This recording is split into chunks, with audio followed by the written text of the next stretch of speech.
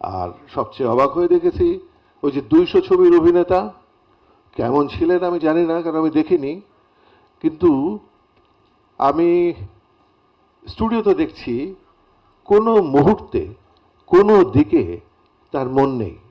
তার সংলাপ এবং সে কি করবে এটা করার চেষ্টা করছে। এটাই তো লক্ষ্মী ছেলে।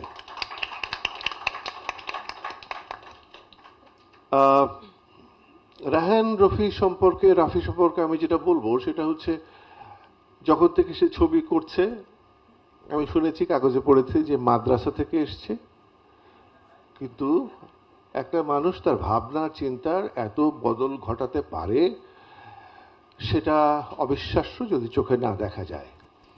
যারা ছবি দেখেন তারা নিশ্চয়ই বুঝতে পারছেন যে এই তার যে অভিযাত্রা সেটি ক্রমশই খুব মানে শক্তিশালী।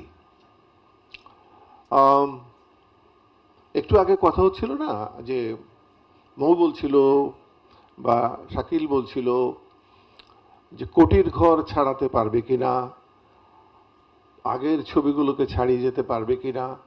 আমি একজন অভিনেতা হিসেবে যেটা মনে করি, কোটির চেয়ে বড় কোটি হচ্ছে তুমি আগের চেয়ে কতটা শক্তিধর হয়ে মানুষের সামনে এসে দাঁড়াতে পারলে।